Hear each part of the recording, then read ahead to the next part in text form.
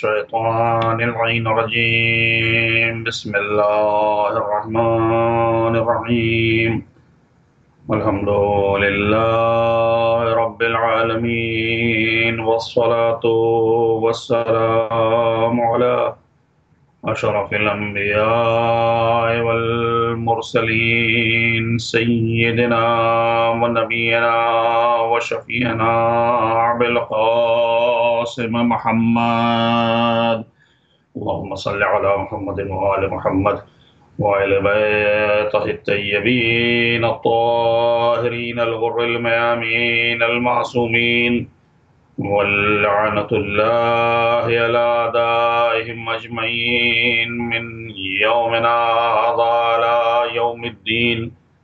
أما بعد، فقد قال الله سبحانه وتبارك وتعالى في كتابه المبين. بسم الله الرحمن الرحيم. والعصر إن الإنسان لفي خسر إلا الذين آمنوا وعملوا الصالحات وتواصوا بالحق وتواصوا بالصبر. صلوات پڑھیے محمد وآل محمد، اللهم صل على محمد وآل محمد۔ یہ ماہ مبارک، یہ ماہ سیام، یہ برکتوں کا مہینہ، جس کے کچھ دن گزر چکے ہیں، اور اللہ کی رحمت کا اور اس کی مغفرت کا جو موقع ہم کو ملا ہے، اس کا ہم کو خیال رکھنا چاہیے۔ لوگوں کے استغفار کو، توبہ کو اس قدر وہ عزیز رکھتا ہے کہ جس کی مثال اس طرح سے دی گئی ہے کہ ایک شخص اپنے قافلے میں کہیں اپنے جا رہا تھا، اپنے اونٹ پر سوار تھا، اور قافلے میں دوسرے اونٹ تھے۔ قافلے نے کہیں پڑاؤ ڈالا، اس کا اونٹ وہاں غائب ہو گیا۔ یہ اپنے اونٹ کو ڈھونڈنے کے لیے نکل پڑا جنگل میں، اور بیابان میں اونٹ کو تلاش کرتے کرتے اس کو اونٹ نہیں مل رہا تھا۔ قافلے والوں نے اس کا انتظار کیا کہ اپنا اونٹ ڈھونڈ کے لے آئے گا، لیکن وہ ڈھونڈ کے نہ لا سکا۔ جب بہت وقت گزر گیا تو قافلے والے اس کو وہیں چھوڑ کر چل دیے۔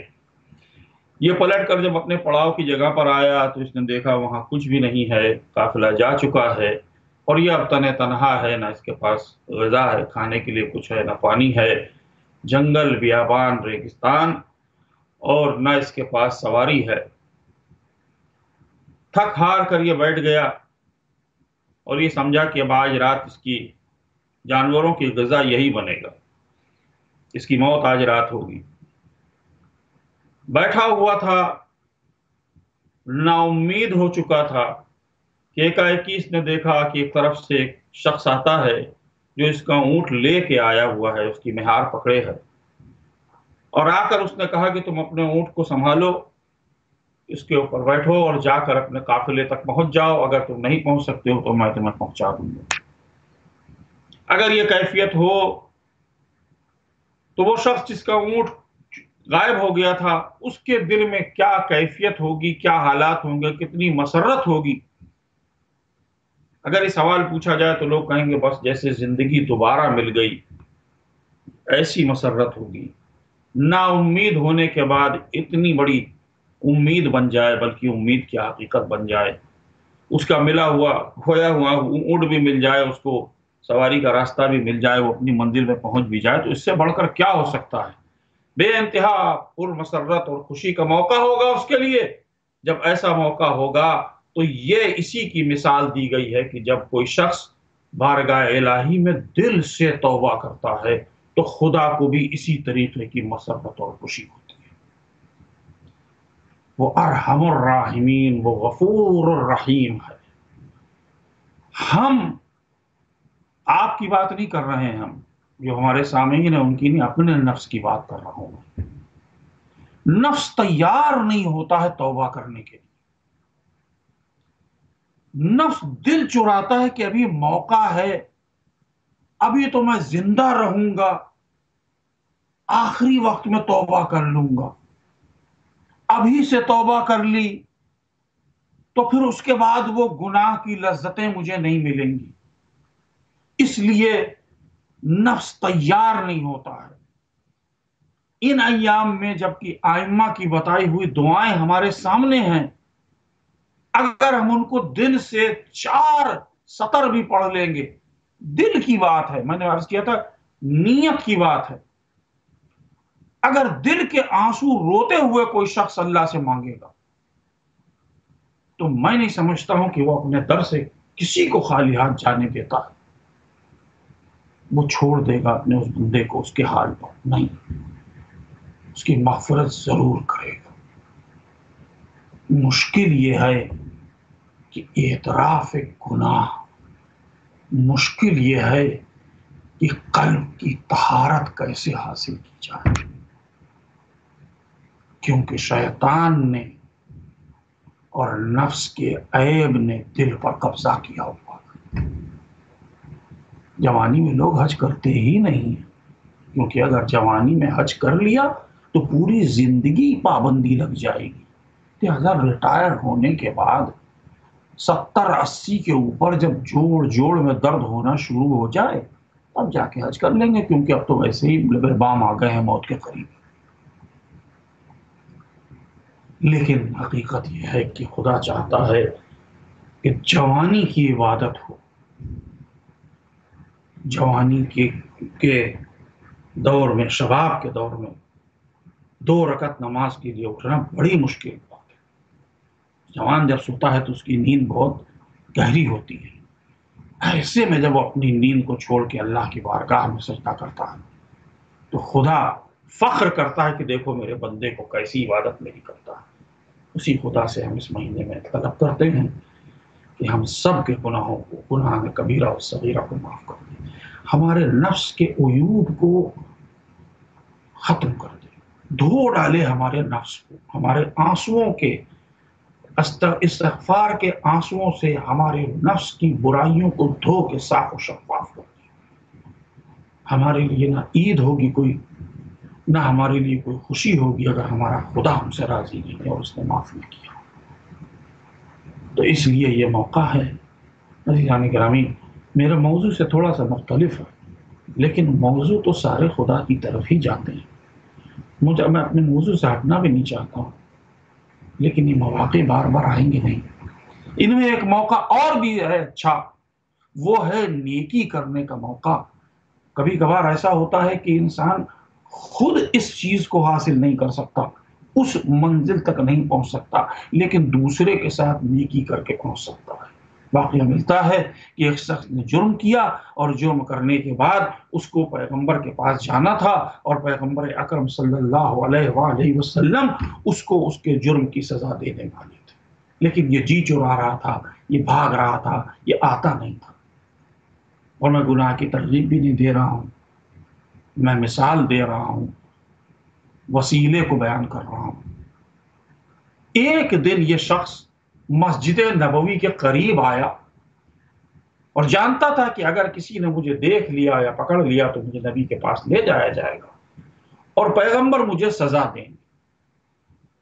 لیکن یہ اتنا سمجھدار اور باشعور انسان تھا کہ اس نے دیکھا کہ مسجد کے باہر امام حسن علیہ السلام اور امام حسین علیہ السلام آپس میں کھیل رہے ہیں، بچپنے کا زمانہ ہے، دونوں کھیل رہے ہیں. اس نے بڑھ کے دونوں شہزادوں کو اٹھا لیا اور اپنے کندھے پہ رکھا اور لے کر پیغمبر کی خدمت میں پہنچا اور کہہ رہا ہے یا رسول اللہ، میں آپ کا مجرم تو ہوں، لیکن کیا ان دونوں شہزادوں کے صدقے میں مجھے معاف نہ کر دیں گے؟ تو روایت کہتی ہے کہ رسول بجائے اس کے کہ ناراض ہو ایک مرتبہ مسکرائے اور کہتے ہیں تو نے بڑا اچھا بہانہ اختیار کر لیا اپنی نجات کا اور اپنے گناہوں کی معافی کا. بس عزیزو، اگر رسول راضی ہو سکتے ہیں تو اللہ بھی راضی ہو سکتا ہے. یہ مہینہ ہے اور دوسروں کے ساتھ نیکی کر کے اس مہینے کو کی برکتوں کو اور اچھائیوں کو حاصل کیا جا سکتا ہے. ہماری گفتگو چل رہی ہے، زمانے کی قسم انسان خسارے میں ہے سوائے ان کے کہ جو ایمان لائے اور اعمال صالحہ بجا لاتے ہیں، جو حق اور صبر کی تلقین کرتے کرتے ہیں، حق کی وصیت کرتے ہیں، صبر کی وصیت کرتے ہیں، وتواصوا بالحق وتواصوا بالصبر۔ تو دیکھیے، اگر غور فرمائیے آپ، تو ایمان تو تب لائے گا کوئی انسان جب تک کہ وہ حق کو نہ پہچان لے، اور اگر اس نے حق کو پہچان لیا ہے تو وہ مومن کہلائے گا۔ اب اگر کوئی شخص مومن ہو گیا ہے تو یہ کہنے کی کیا ضرورت ہے کہ حق کی وصیت کرتے ہیں ایک دوسرے کو اور صبر کی وصیت کرتے ہیں ایک دوسرے کو۔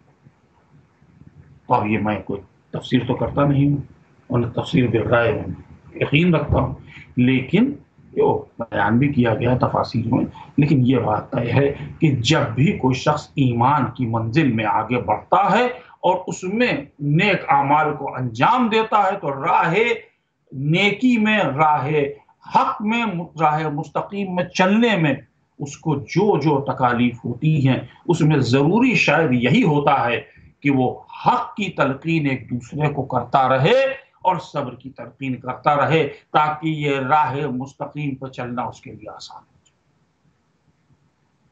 تو ایمان لانے کے بعد یہ منزلیں اور بلند ہوتی جا رہی ہیں۔ ایک منزل ہے کہ ایمان لے آئے، دوسری منزل ہے کہ ایمان لانے کے بعد نیک اعمال کیے، تیسری منزل ہے کہ حق کی تلقین کی، چوتھی منزل ہے کہ صبر کی وصیت کی۔ یعنی ان منازل پر جب پہنچ جائے انسان تو مکمل کامیاب ہوتا ہے۔ اب آج کی تاریخ جو کی مماثلت رکھتی ہے ایک ایسی ہستی کہ جس کے لیے یہی کہا جا سکتا ہے کہ عام طور پر دنیا میں کسی خاندان میں اگر کوئی ایک بہت بڑی ہستی پیدا ہو جاتی ہے تو اس خاندان کے آباء و اجداد سے لے کر اور خاندان کی اگلی 2-3 نسلوں تک اس پر فخر کیا جاتا ہے کہ ہمارے خاندان میں، ہمارے خانوادے میں ایک ایسی عظیم ہستی پیدا ہو گئی تھی، اور اس میں سبھی فخر کرتے ہیں، دوسرے لوگ بھی اس خاندان سے اپنے رشتے جوڑ لیتے ہیں، حالانکہ چاہے ہوں یا نہ ہوں پھر بھی بنانے کی کوشش کرتے ہیں۔ لیکن یہ آج اس ہستی کا تذکرہ ہے کہ جس کے لیے بس یہی کہہ سکتا ہوں میں کہ جس کے خاندان میں ہر شخصیت، جو رشتے اس کے بنے وہ اتنے عظیم ہیں کہ اس کو بیان نہیں کیا جا سکتا۔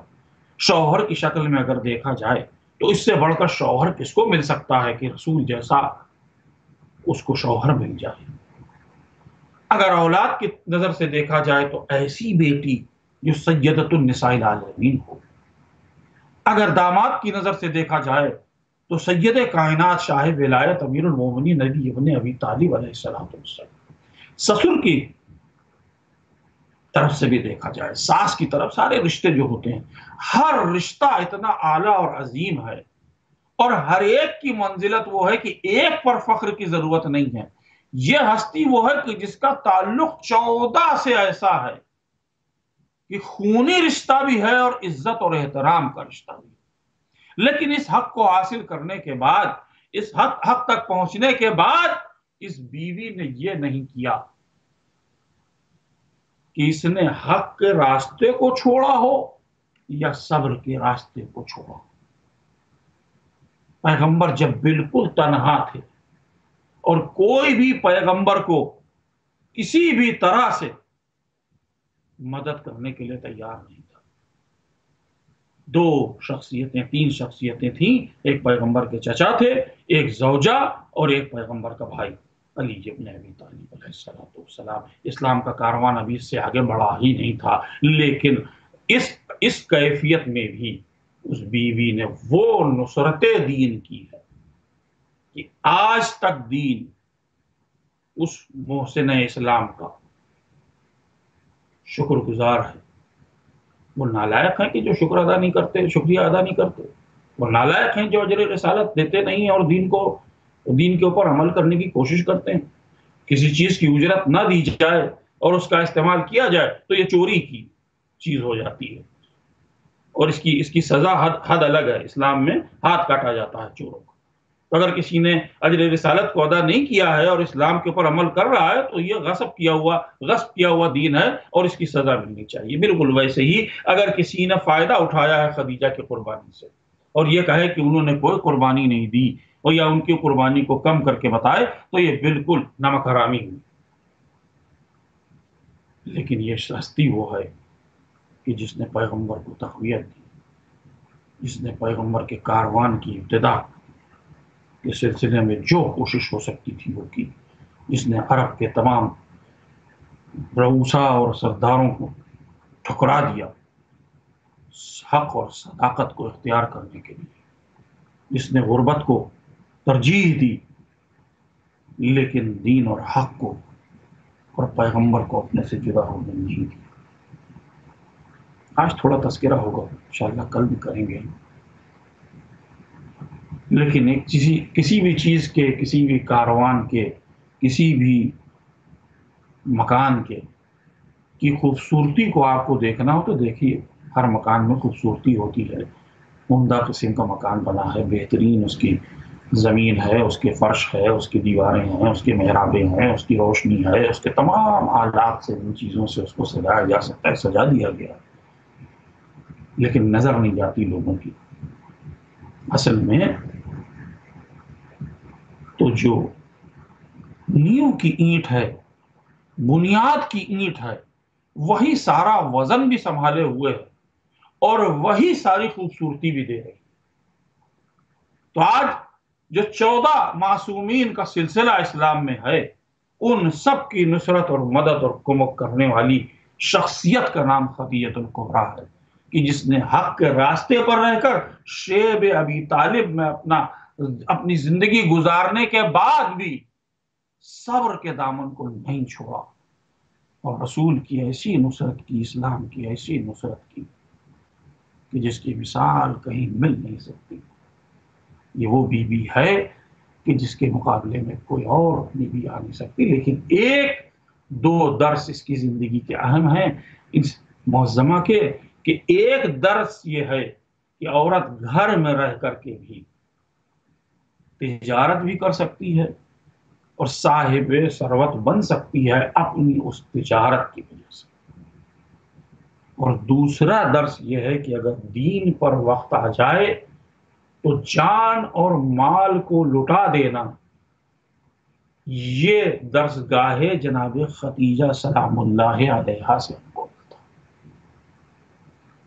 کیونکہ معصوم سے، ائمہ اطہار سے تو یقیناً ملے گا، لیکن جس اسلام کی پرورش ہونے کے لیے جو معظمہ، جو آغوش طے کی گئی کہ جس سے بعد کی نسلوں کی پرورش ہوئی ہے، وہ آغوش اتنی محترم اور عظیم تھی کہ جس نے سب کچھ قربان کر دیا۔ تو ایک طرف اگر جناب ابو طالب کی قربانیوں کا تذکرہ ہوگا تو وہاں جناب خدیجہ کی قربانیوں کا بھی تذکرہ ہوگا۔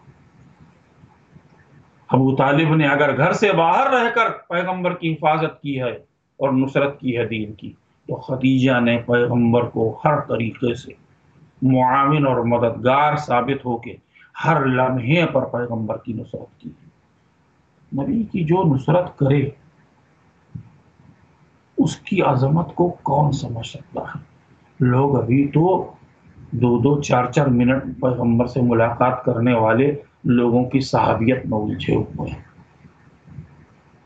مگر یہ بیوی تو وہ ہے کہ جس بیوی کے لیے پیغمبر بعد وفات یہ کہتے ہیں کہ جتنا سکون اور اطمینان اور کمک مجھے اس زوجہ سے ملی کسی سے نہیں ملی۔ وہ بیوی ہے کہ جس کے لیے پیغمبر تعریف کرتے ہیں، اور معصوم کبھی مبالغہ نہیں کرتا ہے، معصوم کبھی کوئی بات مبالغے کے ساتھ نہیں کرتا ہے، معصوم حقائق کو بیان کرتا ہے، اس کی زبان حقائق بیان کرتی ہے۔ پیغمبر کے پاس لسان وحی ہے، اگر پیغمبر اپنی وحی کی زبان سے بیان کر رہے ہیں تو اس سے بڑی کوئی حقیقت نہیں ہو سکتی۔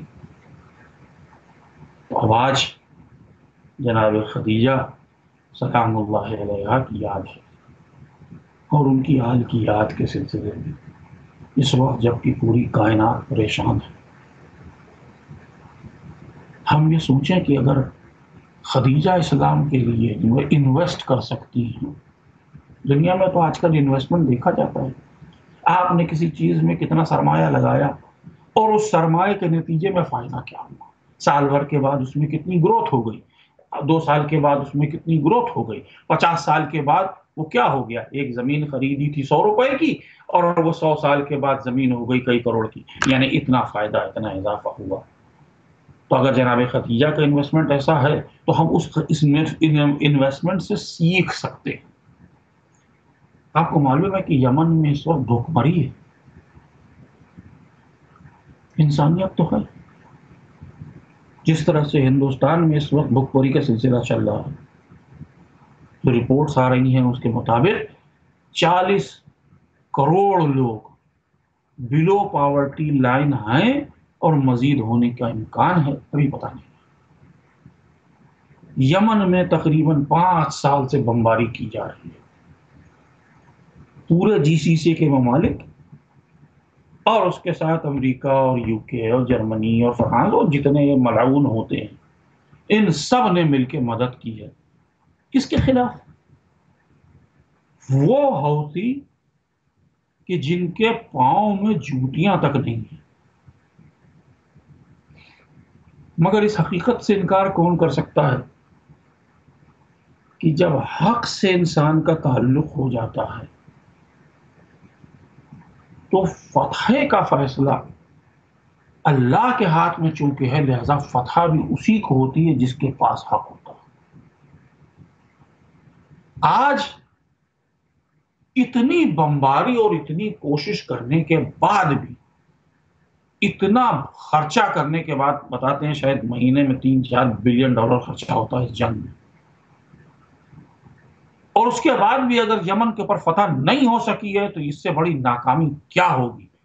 ڈوب مرنا چاہیے ایسی فوجوں کو اور کہنا نہیں چاہیے اپنے آپ کو عرب، اس سے بہتر تو کہیں وہ حوثی ہیں، یمنی ہیں، غریب ہیں، جو ٹائیفائڈ اور ڈپتیریا کی بیماریوں میں جو تپتی ہوئی زمین کے اوپر بغیر کسی چھت کے رہ رہے ہیں اور اس کے بعد بھی اپنی جنگ لڑ رہے ہیں۔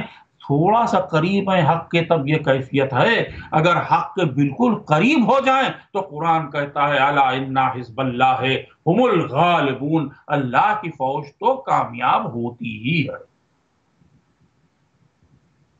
تو اس طرح کے مواقع پر جناب خدیجہ کی تعلیمات سے فائدہ اٹھا کے ہم مدد اور امداد کر سکتے ہیں۔ ایک خاتون اسلام میں گزری ہیں جن کا قول ہے کہ جنگ خیبر سے پہلے ہم آدھی کھجور پر پورے دن گزارا کرتے تھے۔ علی کی تلوار کا صدقہ ہے کہ تاریخ کہتی ہے کہ قلعہ قموس کو فتح کرنے کے بعد صدقہ ہے اس ذوالفقار کا اور شجاعت کا، ٹنز میں سونا نکلا تھا جو بانٹا گیا ہے۔ مال غنیمت بٹنے میں تو مسلمان بہت آگے ہوتے ہیں، لیکن فاطمہ زہرا کے گھر پہ نہیں گیا تھا، یتیموں اور بیواؤں میں تقسیم کر کے علی واپس آ گئے تھے۔ علی کو اس مال و زر اور اس مال سے کیا لینا دینا تھا، لیکن صدقہ علی کی شجاعت کا یہ تھا کہ حالات مدینے کے بدل گئے تھے ایک جنگ سے۔ جناب خدیجہ کے لیے کہا جاتا ہے کہ جس وقت مال کو رکھا گیا ہے، زر و جواہرات کو رکھا گیا ہے، تو یہ اتنا اونچا ڈھیر تھا کہ اس طرف نبی تھے اور اس طرف جناب خدیجہ تھے، اور اس سب کو اگر لوٹا دیا ہے تو کیا ہم اس درسگاہ سے صرف فضائل سن کے، تعریفیں کر کے مطمئن ہو جائیں کہ ہم نے کام کر لیا، اپنا حق ادا ہو گیا، یا یہ کہ ہم اسی روایت کو قائم کرنے کی کوشش کریں، اسی نقش قدم کو چلنے کی کوشش کریں؟ میں یہ نہیں کہہ رہا ہوں کہ آپ اپنا سرمایہ لٹا دیجیے، مگر میں یہ کہہ رہا ہوں کہ ان کی ہوش مندی، ان کی محبت خلق کو دیکھ کر کہ لوگوں کے ساتھ نیکی کرتی تھی، ہم کو بھی کچھ سیکھنا چاہیے یا نہیں؟ یا صرف یہ کہ ایک دن یادگار بنا کے اور تعریفیں کر کے اور قصیدے پڑھ کے یا مرثیے پڑھ کے سلسلے کو ختم کر دیں یا اس سیرت کو آگے لے جایا جائے. تو میں نے کسی مجلس میں اسی تقریر میں کہا ہے کہ 3 ملین یتیم عراق میں ہیں. مجھے نہیں معلوم کیا تعداد ہے یمن کے یتیموں کی.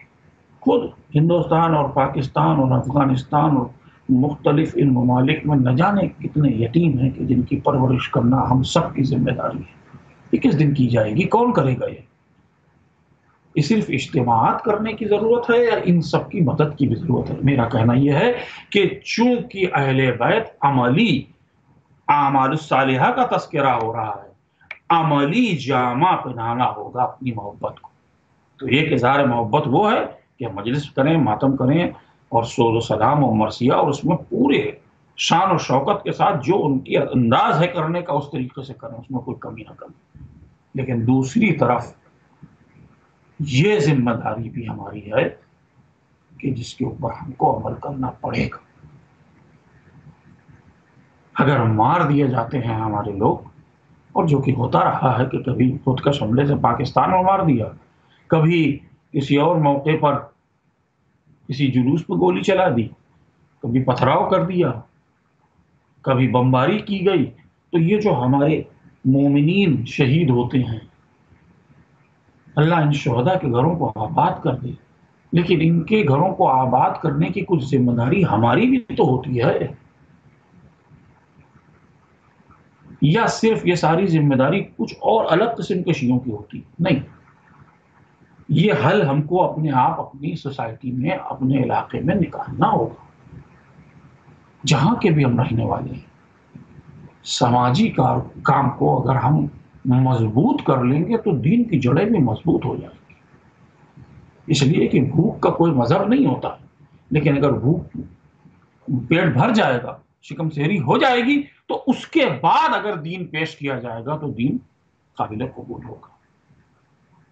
بھوک میں تو وہی لوگ ٹھہرتے ہیں کہ جن کی طاقت بہت ہوتی ہے، جن کا عزم و ارادہ بہت زیادہ ہوتا ہے، جن کی کیفیت یہ ہوتی ہے کہ اگر اللہ ان سے بھوکے رہنے کو کہہ دے تو ان کے اوپر کوئی اثر نہیں ہوتا. آج جس ہستی کا تذکرہ ہے اسی کا تو نواسا تھا کربلا میں. پیغمبر کا نواسا نہیں، وہ خدیجہ کا نواسا. ہم پیغمبر کا نواسا رسول کو کہتے ہیں، نوازد ہے، لیکن بی بی خدیجہ کے نواسے بھی تو ہیں رسول خدا امام حسین.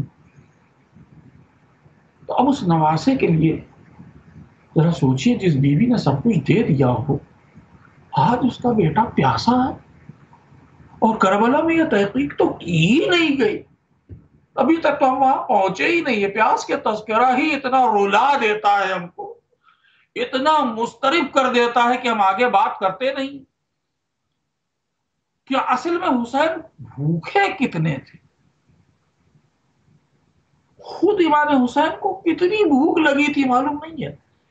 ہم دنیا میں دیکھتے ہیں کہ اگر دن بھر کوئی محنت کرتا ہے اور اگر اس کو زخم بھی لگ جائے اور دھوپ ہو اور پیاس ہو اور تمام چیزیں ہوں جو عناصر کربلا میں موجود تھے مصائب کے اور مشکلات کے، ان عناصر کی موجودگی کے بعد میں نہیں سمجھتا ہوں کہ کوئی انسان کھڑا ہو سکتا تھا، اتنی قوت رکھتا تھا.